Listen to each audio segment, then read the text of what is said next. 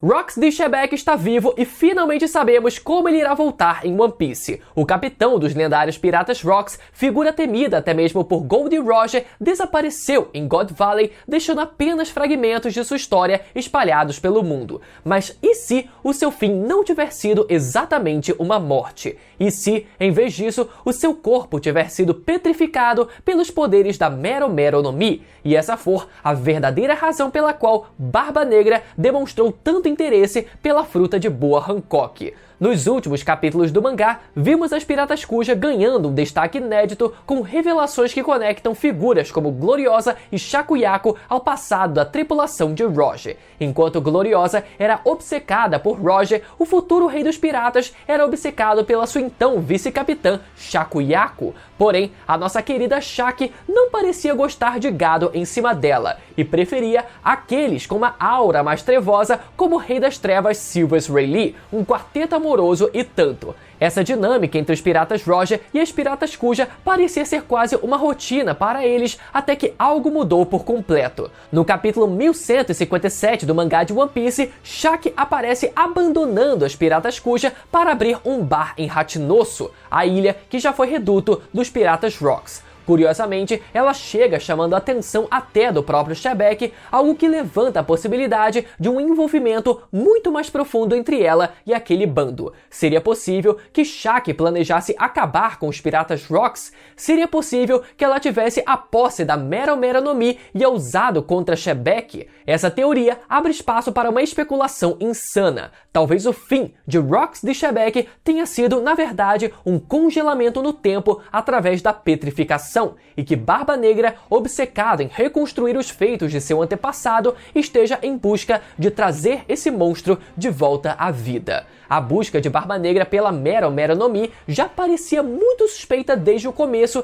e agora, com o envolvimento das Piratas Kuja no passado dos Piratas Roger e dos Piratas Rox, isso só fortalece a ideia de que Rox de Shebeck acabou sendo transformado em pedra e Barba Negra pretende trazê-lo de volta um dia. Mas como ele será capaz disso, já que ele desistiu de pegar a fruta da Boa Hancock? Quem é fã assíduo desse canal já sabe a resposta, mas é sobre isso, é sobre o retorno de Rox de Shebeck que a gente vai comentar no vídeo de hoje, não antes de você petrificar o seu dedo no botão do like e no botão de se inscrever no canal. Estamos na contagem regressiva para os 900 mil tripulantes e só tá faltando você para entrar no meu bando. Agora sim, vamos começar a nossa aventura de hoje. A vida e a morte de Rox de Shebeck. Rox de Shebeck, como sabemos, sempre foi descrito como um pirata de ambição suprema. Seu sonho declarado era tomar para si o trono do mundo das mãos de Imu-sama e conquistar o poder absoluto.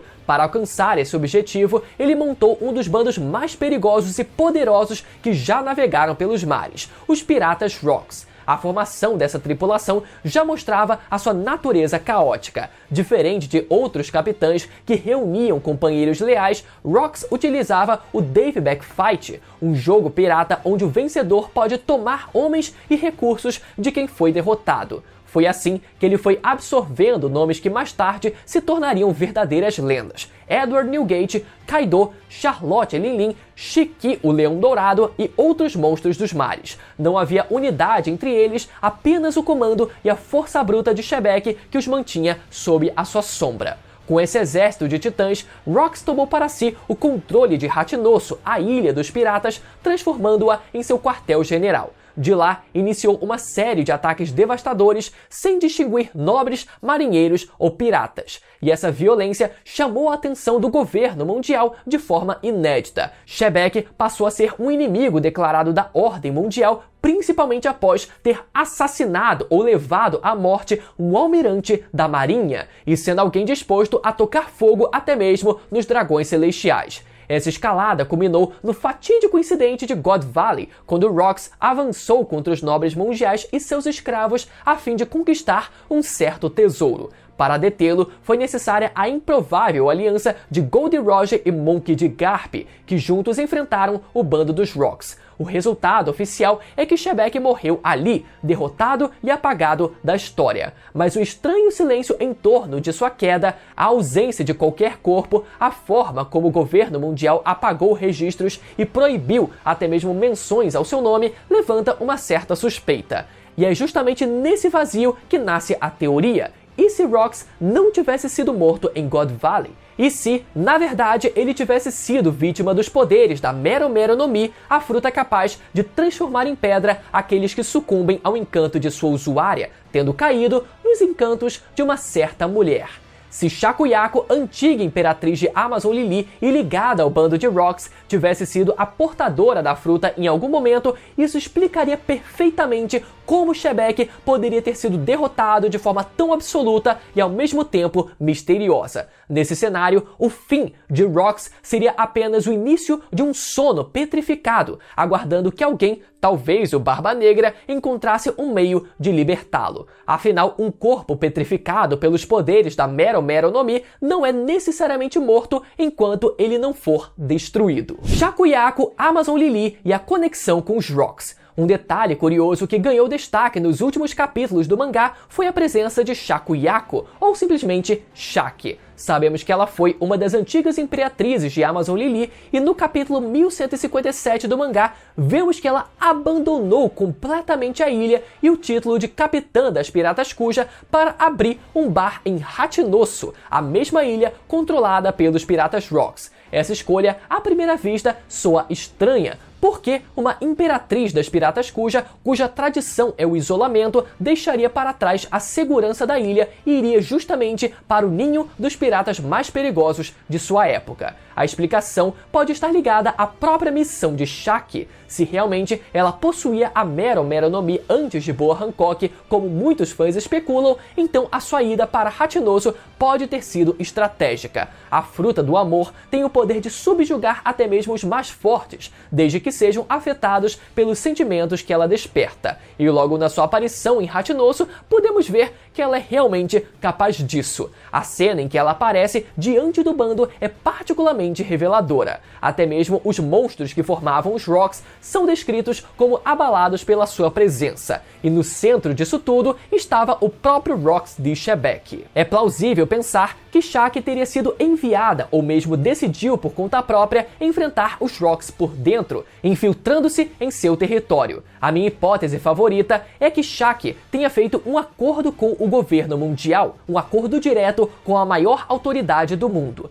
Em troca de ajudar a derrubar os Piratas Rocks, o governo mundial ofereceria proteção e liberdade quase irrestrita, ou seja, o título de Shichibukai. Vimos que o governo mundial estabeleceu um acordo com Harold, o rei de Elbaf da época. Os Gorosei ofertaram diretamente a Harold. Se ele quisesse que Elbaf fizesse parte das nações filiadas ao governo mundial, ele deveria ajudar a matar os Rocks. Então, assim como o governo fez esse acordo com Harold, o mesmo pode ter sido feito com a líder das Piratas Kuja, alguém que já havia se provado uma arma poderosíssima contra os maiores piratas do mundo daquela época. E esse acordo explicaria o movimento totalmente suspeito e inesperado de Shaki em abandonar o título de capitã das Piratas Kuja e o título de imperatriz de Amazon Lily para abrir um bar aleatório no covil dos Piratas Rocks. Se você quer derrotar um inimigo, ataque o seu coração. E foi exatamente isso que a Shaki fez contra o Shebeck. Shaki e o incidente de God Valley. O ponto central dessa teoria é o enigma de God Valley, a batalha lendária que marcou o fim dos Piratas Rocks. Oficialmente, o confronto foi descrito como um evento no qual Garp e Roger uniram forças para deter Shebeck e sua tripulação. Mas as peças soltas dessa história sugerem algo muito maior. Sabemos que os dragões celestiais realizavam em God Valley um torneio cruel onde escravos eram obrigados a lutar até a morte e Akumas no Mi eram oferecidas como prêmios. Foi nesse cenário que vimos Big Mom com a Uo no Mi, modelo Seiryu, a fruta do dragão azul em mãos antes de entregá-la para o Kaido. Evidência clara de que de fato havia frutas sendo distribuídas e que essas Akuma no Mi eram o motivo dos Piratas Rocks terem ido até God Valley. Porém, relatos também falam de um tesouro ratinoso que todos cobiçavam. O Oda nunca detalhou qual seria, mas agora podemos especular que esse tal tesouro era na verdade a própria Shakuyaku. Seu charme é constantemente ressaltado a ponto de piratas e marinheiros se encantarem à primeira vista. E se, além disso, ela fosse usuária da Mero Mero no Mi, a ideia de que o seu corpo ou até sua lealdade fossem tratados como um tesouro faz ainda mais sentido. Essa linha de raciocínio abre a seguinte possibilidade: Shaki pode ter sido a verdadeira razão para a Batalha de God Valley. Se ela estivesse presente naquele evento, seria natural que Roger e seus piratas também aparecessem, não apenas para deter Shebek, mas talvez para resgatá-la. Tá mais para sequestrá-la no caso do Roger, né? O envolvimento de Roger, Garp, Rox e possivelmente Shaki na mesma ilha cria um quadro muito mais complexo. Em vez de apenas uma luta por Akumas no Mi ou uma tentativa de atacar os nobres mundiais, esse poderia ter sido o confronto em torno da única pessoa capaz de subjugar até mesmo Rox de Shebek, provavelmente a verdadeira personagem mais poderosa da sua época. Nesse cenário, a queda de Shebek não teria sido simplesmente pela força de Roger e Garp. O que realmente teria encerrado sua ameaça seria o poder da Mero Mero no Mi, utilizado por Shaki naquele momento crítico. Não sabemos onde o seu corpo se encontra atualmente, mas sabemos que enquanto um corpo petrificado não for devidamente destruído, a vítima continua viva. Barba Negra e a Mero Mero no Mi. Essa teoria também explica o interesse quase obsessivo de Marshall de Teach pela Akuma no Mi de Boa Hancock. Quando o sistema do Shichibukai foi abolido, Barba Negra afirmou que eles precisavam correr para colocar as mãos em algo antes que a marinha tivesse essa chance. Na época, não sabíamos se essa fala se tratava de uma Akuma no Mi, de um Shichibukai como quem sabe um aliado em potencial ou de um poneglyph específico, mas com o tempo essa fala provou se tratar da Akuma no Mi da Boa Hancock. Sabemos que Teach é alguém que vive uma eterna caçada atrás de Akumas no Mi poderosas, mas mesmo assim é muito estranho pensar o que o Teach faria com uma fruta que depende exclusivamente da beleza ou do carisma e dos encantos do seu usuário. O próprio Teach é um tonhão por si só e o bando dele como um todo segue o mesmo padrão, especialmente os dois sujeitos que acompanharam o Teach em Amazon Lily, a Catarina Devon e o Vasco Shot. Puta que pariu, tinha escolha pior pro Teach tentar levar pra enfrentar a Hancock. No fim, eles não serviram de absolutamente nada. Mas independente da burrice aparente, Teach é um cara que planeja a maior parte das coisas a longo prazo, então essa não parece ter sido uma escolha errada ou aleatória. Ele não buscava apenas um poder útil em combate, o verdadeiro objetivo poderia ser libertar Rox de Shebek de seu estado de petrificação. Se essa hipótese for real, então Barba Negra não está apenas perseguindo seus próprios sonhos ou herdando a vontade de Shebek, mas tentando restaurar a vida de seu pai, que foi o maior inimigo que o governo mundial já enfrentou, possivelmente nesse caso como seu aliado. Pai e filho lutando juntos contra o governo mundial. Nesse caso, parando pra pensar agora, inclusive, faria até certo sentido o Barba Negra junto de seu pai, enfrentando o Luffy junto de seu pai também. O Serafim de Boa Hancock. Quando Barba Negra chegou à Amazon Lily durante o ataque da marinha, ficou claro que seu objetivo principal era a Mero Mero no Mi de Boa Hancock. No entanto, seu plano acabou frustrado por dois fatores decisivos. Primeiro, pela ameaça direta de Hancock. Ela explicou que caso fosse morta, todos os companheiros de Barba Negra que estavam petrificados jamais voltariam ao normal. Somente o usuário da fruta pode reverter esse efeito. Isso foi suficiente para colocar Teach em dúvida, já que sacrificar membros valiosos da sua tripulação não era uma opção inteligente. Em seguida, a chegada de Silvers Rayleigh encerrou a situação, forçando Barba Negra a recuar e abandonar temporariamente a sua busca pela fruta. Mas a grande questão é, será que Teach realmente acreditou nas palavras de Hancock? Eu aposto que todo mundo aqui da fandom acreditou nas palavras dela. Afinal, né, quando que ela mentiria pra gente? Nunca, né? Porém, o Teach não é conhecido por ser alguém ingênuo. É possível que ele tenha desconfiado de que a explicação fosse um blefe ou que existisse alguma brecha para contornar a limitação da fruta. Isso explicaria por que, mesmo recuando naquele momento, ele não desistiu do objetivo. Pelo contrário, encontrou em Amazon Lily algo ainda mais promissor: a existência de um serafim da boa Hancock, que também herdou os poderes da Mero Mero no Mi. E essa é a parte que todo fã desse canal já cansou de me ouvir falar sobre isso. O serafim não apenas replica a habilidade da fruta, como também é uma arma sob controle do governo mundial. Se Teach conseguisse controlar o serafim, ele teria em mãos a chave para manipular os poderes da petrificação sem depender da boa Hancock original. Para isso, seria necessário obter a autoridade que permite dar ordens às armas criadas pelo Vegapunk. E coincidentemente, no arco de Egghead, vemos a presença de York, a Vegapunk traidora que decidiu se aliar ao governo mundial e acabou ficando para trás. York seria a peça perfeita para conceder a Teach o comando sobre o serafim.